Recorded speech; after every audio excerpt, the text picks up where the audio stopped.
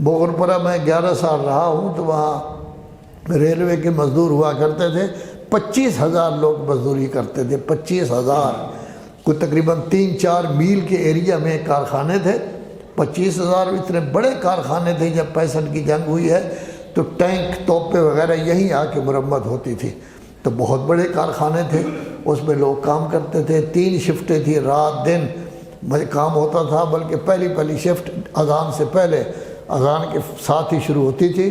جب میں درس قرآن وہاں دیتا، 250-300 آدمی باہر کھڑے ہو کر، سینکڑوں والے، اس وقت گاڑیاں تو تھی نہیں، موٹر سائیکل بھی ٹاما تھے، سینکڑوں والے لوگ اس میں مسیحی مسلمان سب کھڑے ہو کر قرآن مجید سنتے تھے اور متاثر ہوتے تھے قرآن مجید سے۔ تو ظاہر ہے کہ وہاں ہم نے دیکھا ہے، لوگ پوچھتے تھے جی میں نے مکان بنانا ہے، ہمیں اینٹوں کی ضرورت ہے، کیا ریلوے کی اینٹیں لے سکتے ہیں؟ ریلوے سے اینٹیں بھی لے جاتے تھے، ریلوے سے سیمنٹ بھی لے جاتے تھے، سریا بھی لے جاتے تھے، حتیٰ کہ ریلوے کا انجن گم ہو گیا، جیسے سوئی گم ہو جائے تو نہیں ملتی، وہ انجن ہی نہیں ملا ان کو۔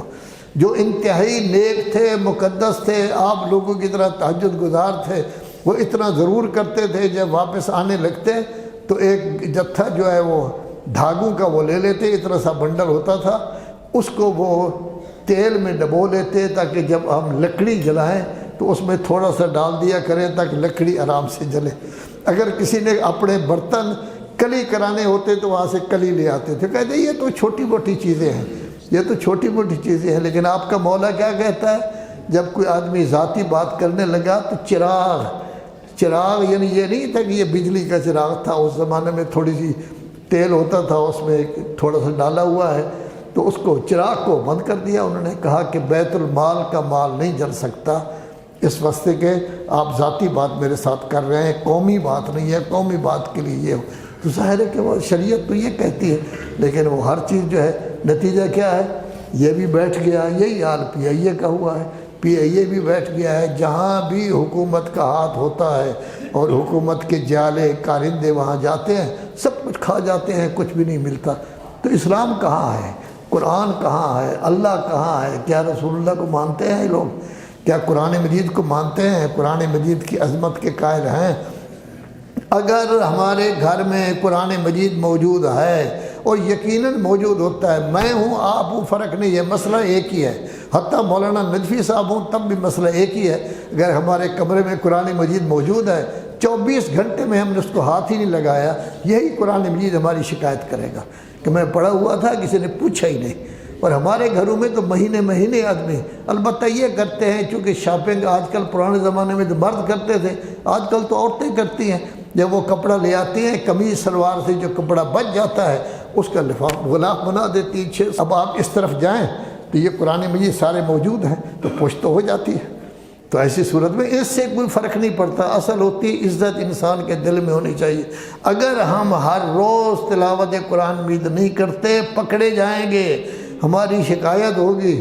اب اس کے ساتھ ساتھ 2 چیزیں اور بھی ہیں، ان کا میں ذکر نہیں کرتا، لیکن قرآن مجید کا اگر نہیں کریں گے، لذا سورہ مزمل جو تیسری سورت ہے اس میں کہا گیا فَقْرَؤُوا مَا تَيَسَّرَ مِنَ الْقُرْآنِ، تھوڑا سا قرآن پڑھ لو۔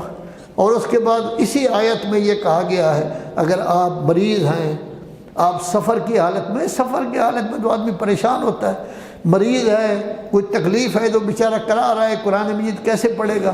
جہاد کر رہے ہیں، جنگ میں مشغول ہیں، پھر بھی کہا گیا فَقْرَؤُوا مَا تَيَسَّرَ مِنْهُ، اس قرآن سے جتنا تھوڑا سا آدھ منٹ بھی پڑھ سکتے ہیں تو کچھ نہ کچھ پڑھیں۔